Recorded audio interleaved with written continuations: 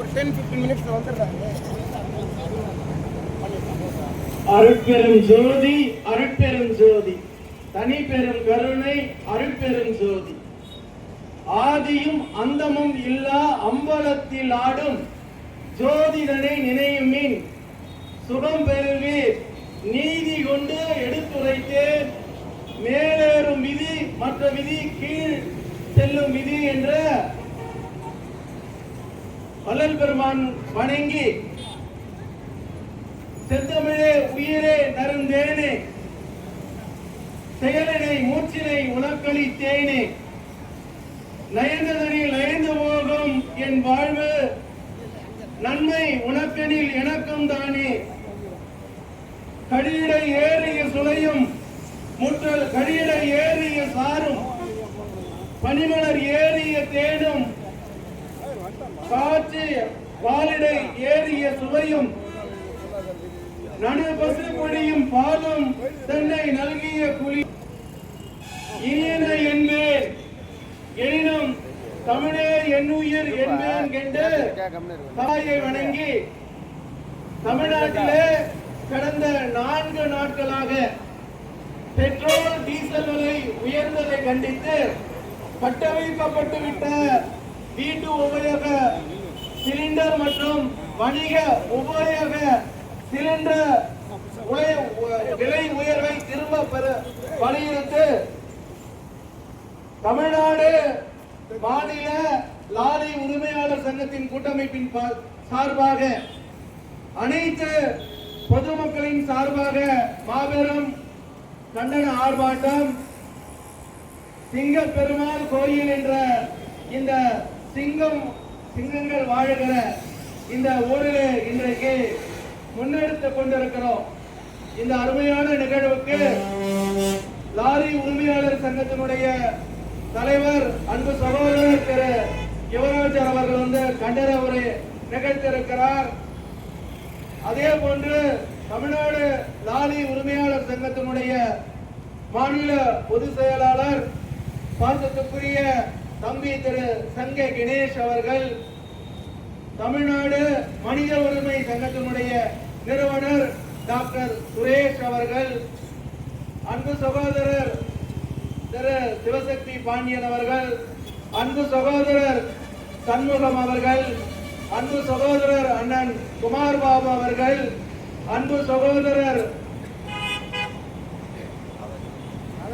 பேரு டக்குன்னு ஞாபகம் வரல, அன்பு சகோதரர் திரு செந்தில் அவர்கள், எண்ணற்ற அன்பு சகோதரர்கள் இங்கே குழுமி இருக்கக்கூடிய கண்ணியத்திற்குரிய காவல்துறை அன்பர்கள், போக்குவரத்து மற்றும் சட்ட ஒழுங்கு காவல்துறை அன்பர்களும் இங்கே குழுமி இருக்கக்கூடிய தேநீர் அறிந்து கூடக்கூடிய எல்லா நண்பர்களின் சார்பாக பொதுமக்களுக்காக சிங்கப்பெருமாள் கோயில்ல இந்த கண்டன ஆர்ப்பாட்டம் இது தமிழ்நாடு முழுக்க வெடிக்கிற முதல் போராட்டமாக, முத்தான போராட்டமாக இன்றைக்கு இந்த இடத்திலே அமைந்திருக்கிறது. அன்பு சகோதரர் வெங்கா பிரகாஷ், நிறைய பேரோட பேரெல்லாம் தெரியல, நிறைய சகோதரர்கள் வந்து எல்லாரையும் வாழ்த்தி இந்த போராட்டம் எதற்காக நடத்தப்படுகிறது,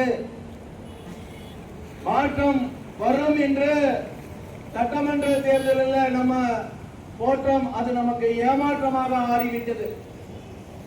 தூய சக்தி வரும்னு பார்த்தோம், துர்நாடுக்கு குதிரை பேர ஆட்சி நடக்குது. இப்படிப்பட்ட ஒரு நிலையில இந்த போராட்டத்தை இன்றைக்கு மத்திய அரசுக்கும் மாநில அரசுக்கும் சொல்லுகிற விதமாக நான் 9ஆம் வகுப்புல படித்த ஒரு கவிதை எனக்கு ஞாபகம் வருது. பாவேந்தன் பாரதிதாசன் படித்தது. நிறைய பேர் நீங்களும் தமிழ் பாடத்துல படிச்சிருப்பீங்க நினைக்கிற 9ஆம் வகுப்புல. அந்த கவிதை வந்து அழகின் சிரிப்பு என்று தலைப்பில பாவேந்தன் பாரதிதாசன் அதை சொல்லியிருப்பார்.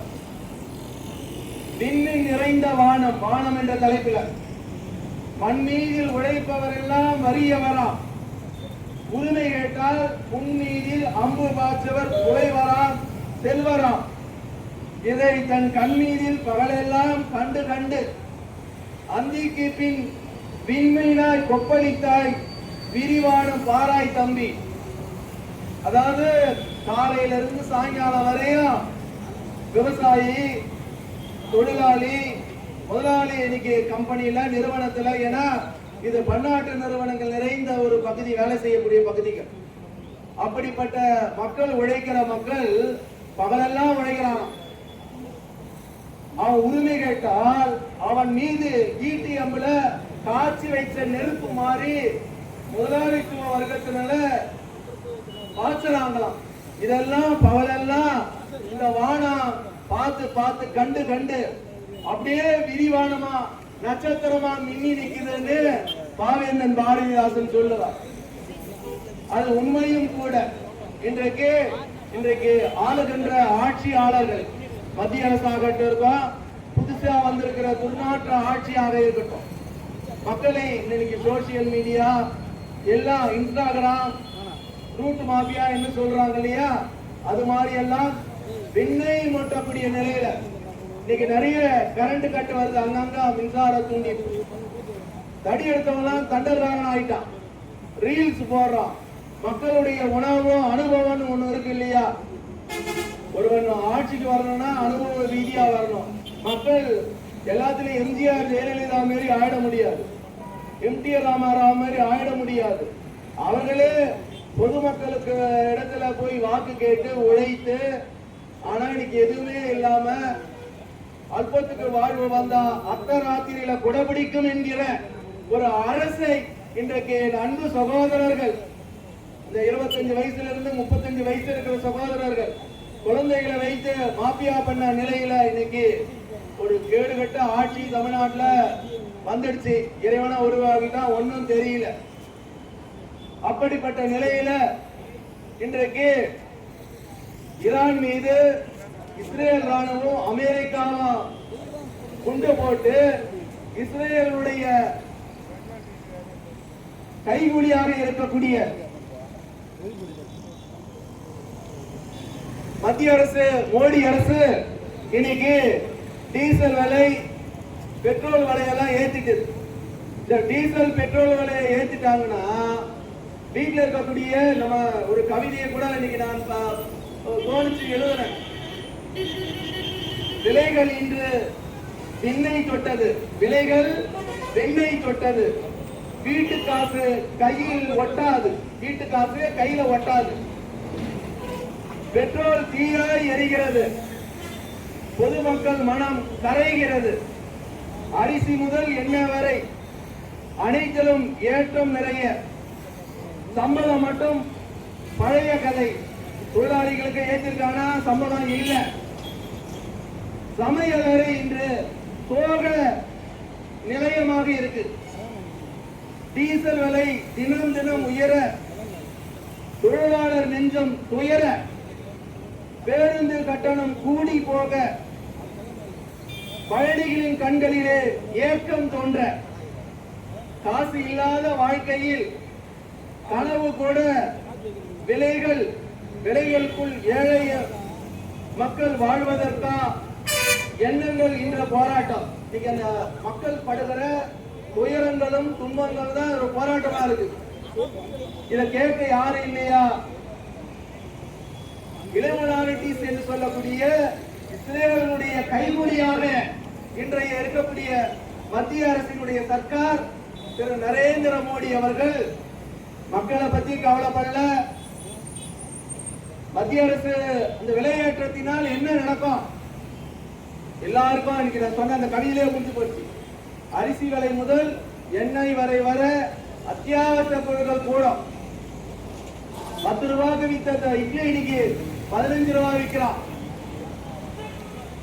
20 ரூபாய்க்கு விற்ற தோசை இன்னைக்கு 25 ரூபாய் விற்கிறான். 10 ரூபாய்க்கு டீ குடிச்சதெல்லாம் இன்னைக்கு 15, 20, 25, 30ன்னு விலை ஏறுது. கேட்டா என்ன சொல்றான்? பெட்ரோல் விலை ஏத்திட்டான், டீசல் விலை ஏத்திட்டான். வீட்டு உபயோக சிலிண்டர் இன்னைக்கு தம்பி கூட சொன்னா மாநில அரசை குறை சொல்லக்கூடாது இல்ல, 6 சிலிண்டர் கொடுக்கறேன்னு சொல்லியிருக்கிறாங்க. கொடுக்க முடியுமா? கொடுக்க முடியாது. பகல் கனவு மக்களை ஏமாத்தி இன்னைக்கு மத்தியில் இருக்கக்கூடிய மோடி அவர்கள் எனக்குமே செய்தியாளரை சந்திப்பதில்லை. இன்னைக்கு வந்த அதே பிரகாஷ்பதியும் ஊடகங்களை சந்திப்பதில்லை. அவ்வளவு ஒரு கேவலமான இந்த மத்திய அரசை, இதுக்கெல்லாம் காரணம் யாரு? மத்திய அரசு. தனக்கு வாழக்கூடிய இன்னைக்கு நம்ம தமிழ்நாடு மட்டுமல்ல, காஷ்மீர் முதல் கன்னியாகுமரியில் இருக்கக்கூடிய மக்கள் வரை வேதனைப்படுகிறார்கள். அப்படிப்பட்ட இந்த ஒரு துர்பாகிய நிலையில சிங்கப்பெருமாள் கோயில்ல சிங்கங்கள்லாம் செய்து இந்த மோடி அரசுக்கு ஒரு கண்டனத்தை, ஒரு பதிவை இந்த பிரபஞ்சத்துல கலக்க விடுகிறோம். கலக்க விட்டு மத்திய அரசு செவிசாய்க்க வேண்டும். இடியும் இன்னலும் இல்லாமல் மழை பெய்யாது.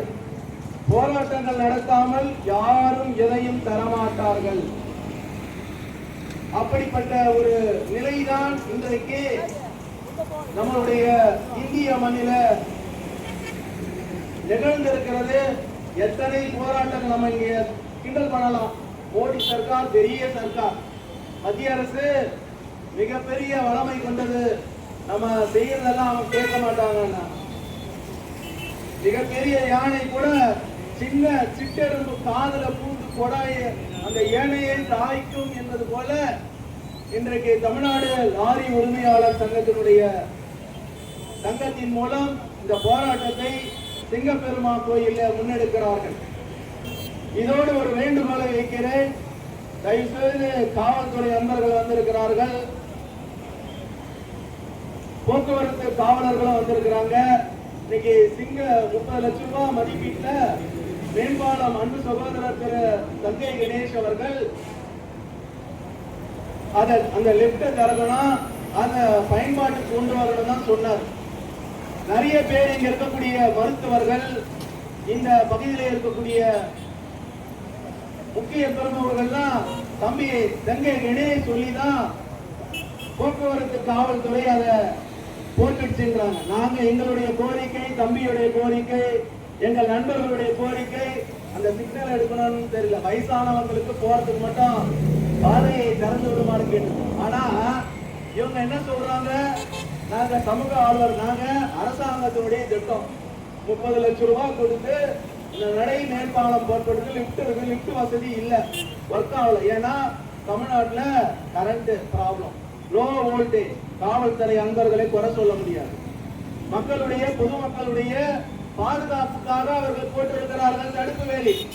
நம்ம இங்க பார்க்கிறோம். எங்களுடைய நோக்கம் இந்த மக்கள் பயன்படுத்தக்கூடாத தடுக்கணுன்றதுக்கு இல்ல. அவர் காவல்துறை சகோதரர் கூட ஒருத்தர் சொன்னார், லிப்ட் ஒர்க் ஆகலன்னா மக்கள் பொதுமக்கள் பயன்படுத்துற அளவுக்கு நாங்க 40 வயசுக்கு மேல போனவங்களா லிப்ட் ஏற முடியாது, படி ஏற முடியாது, பண்ணி கொடுக்கிறோம்னு சொல்லியிருக்கிறார். ஆகவே இப்ப இருக்கிற அரசால மின்சாரத்தை கொடுக்க முடியல. ஏன்னா புதுசா வந்தவங்க எல்லாம் புதுசு, இதையெல்லாம் தெரிந்து கொள்வதற்கு அவர்களுக்கு 6 மாதம் ஆகும். ஆகவே போக்குவரத்து துறை காவல்துறை ஆய்வாளர் அவர்களுக்கும் தாமரம் மாநகராட்சி கமிஷனர் அவர்களுக்கும் தயவு செய்து பொதுமக்கள் பயன்படுத்துற மாதிரி, நடந்து போற மாதிரி அதுக்கு மட்டும் போடுங்க, சிக்னல் கொஞ்சம் போடுங்க. 2 வீலருக்கு வேண்டாம். ஏன்னா நாங்க போராட்டம் முன்னெடுக்கிறோம், எல்லாம் செய்யறோம். 2 வீலர் போறவனா அவன் சிக்னலோட கவனிக்கிறது இல்லை. அதனாலதான் காவல்துறை நல்ல நடவடிக்கை தான் எடுத்திருக்கு. அவர் சுத்திட்டு வரோம், அப்பதான் தெரியும். ஆகவே தயவு செய்து 40 வயசுல இருந்து 80 வயசு மருத்துவமனை, இங்க இந்த பக்கமும் மருத்துவமனை இருக்கு, இந்த பக்கமும் மருத்துவமனை இருக்கு. தயவு செய்து எங்களுடைய கோரிக்கையை போக்குவரத்து காவல்துறை அதிகாரிகள் அவர்கள் பரிசீலித்து நடந்து போவதற்கு கிராஸ் பண்றதுக்கு மட்டும் கொஞ்சம் வழி செய்யுமாறு இந்த கண்டன ஆர்ப்பாட்டத்தின் வாயிலாக கேட்டுக்கொள்கிறேன். மத்திய அரசு இப்படியே ஏற்கனவே 0-1 ஆக்கி வச்சுக்கிறாங்க. அந்த கட்சிக்கு நரேந்திர மோடி ஆளுகிற இந்த பாரதிய ஜனதா கட்சிக்கு 28 இடத்துல போட்டிட்டு 1 கொடுத்துக்கிறாங்க. அப்புறம் விரட்டி அடிப்போம். நீ தமிழ்நாட்டுக்கு வந்தீங்கன்னா விரட்டி அடிப்போம். மொத்தமா மாநிலத்தில் இருக்கிறவங்க எல்லாம் நீ கேட்கறதெல்லாம் ஏமாத்துவா. நீ செய்யக்கூடிய மோடி மத்தான் வேலையெல்லாம் அவர்கள் பார்த்து பயப்படுவாங்க.